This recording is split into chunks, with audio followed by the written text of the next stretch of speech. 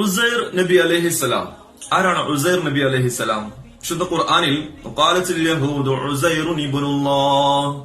യഹൂദികൾ അള്ളാഹുവിന്റെ മകൻ എന്ന് പറഞ്ഞ ഉസൈർ റളിയല്ലാഹു അൻഹുവിനെ അത് പറയാൻ കാരണം എന്തായിരുന്നു? മഹാനവറുകളെ കുറിച്ച് 3 പ്രധാനപ്പെട്ട ചരിത്രങ്ങളാണ് നമുക്ക് പഠിക്കാൻ കഴിയുന്നത്.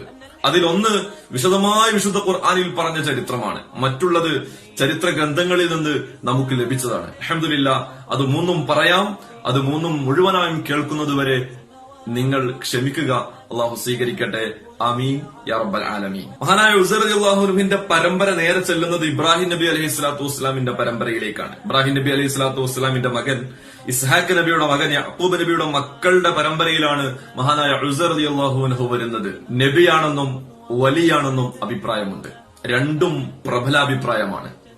അതുകൊണ്ട് രണ്ടും പറയാം, കുഴപ്പമില്ല. ഉസൈർ നബി അലൈഹിസ്സലാം എന്നും പറയാം, ഉസൈർ റളിയല്ലാഹു അൻഹു എന്നും പറയാം. പക്ഷേ അദ്ദേഹത്തിന്റെ ചരിത്രത്തിൽ മുഅ്ജിസത്തൊക്കെ കാണുമ്പോ നബിയാണെന്നാണ് കൂടുതൽ ബോധ്യപ്പെടുന്നത്. ഏതായാലും ബനു ഇസ്രായേലരിലേക്ക് അയക്കപ്പെട്ട നബിയായിരുന്നു മഹാനായ ഉസൈർ നബി അലൈഹിസ്സലാം. അദ്ദേഹം രാജാവായിരുന്നു. അദ്ദേഹം വലിയ ധനാഢ്യനായിരുന്നു. അദ്ദേഹത്തിന് ഒരുപാട് പരിചാരികമാരും പരിചാരകന്മാരും ഒക്കെ ഉണ്ടായിരുന്നു എന്നൊക്കെ പറയുന്നുണ്ട് ചരിത്രത്തിൽ. നല്ല അറിവും നല്ല മനപ്പാടമാക്കാനുള്ള കഴിവുമുള്ള മഹത്തായ ഒരു ദാഴിയായിരുന്നു, മഹാനായ ഒരു ദാഴിയായിരുന്നു മഹാനവറുകൾ. അദ്ദേഹം തൗറാത്ത് മനപ്പാടമാക്കി. മുസാ നബി അലൈഹി സ്വലാത്തു വസ്സലാമിന് ഇറക്കപ്പെട്ട തൗറാത്ത് എന്ന ഗ്രന്ഥം അദ്ദേഹം മനപ്പാടമാക്കി. എന്നിട്ട് അദ്ദേഹം ബൈത്തുൽ മുഖദ്ദസിലേക്കുള്ള ഒന്ന് യാത്ര ചെയ്യാൻ തീരുമാനിച്ചു.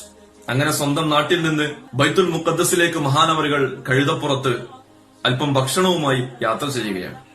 അദ്ദേഹത്തിന്റെ കയ്യിൽ മുന്തിരിയുണ്ട്, അത്തിപ്പഴമുണ്ട്, ഉണക്ക റൊട്ടിയുണ്ട്, വെള്ളവുമുണ്ട്. ഈ വെള്ളവും ഈ ഭക്ഷണ പദാർത്ഥങ്ങളുമായി തന്റെ കഴുതപ്പുറത്ത് കയറിയിട്ട് മഹാനവറുകൾ യാത്ര ചെയ്യുകയാണ്. അങ്ങനെ യാത്ര ചെയ്ത് ഒരു ഗ്രാമത്തിലെത്തി. ആ ഗ്രാമത്തിന്റെ വിശേഷം വഹിയ ഖാവിയത്തുൻ അലാ ഉറൂശിഹ, അതൊക്കെ തകർന്നടിഞ്ഞു കിടക്കുന്നുണ്ട്.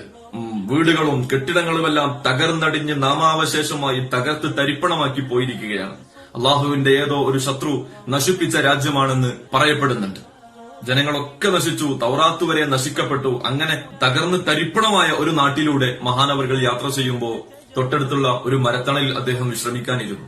അങ്ങനെ അവിടെ ഇങ്ങനെ ഇരുന്നു, ഭക്ഷണമൊക്കെ കഴിച്ചു. കഴുതയെ അപ്പുറത്ത് കെട്ടിയിട്ടു. ഭക്ഷണം മുമ്പിൽ ഇങ്ങനെ വിരിച്ചു, സുബ്രയിൽ വിരിച്ചു. മെല്ലെ ചെരിഞ്ഞു കിടന്നു.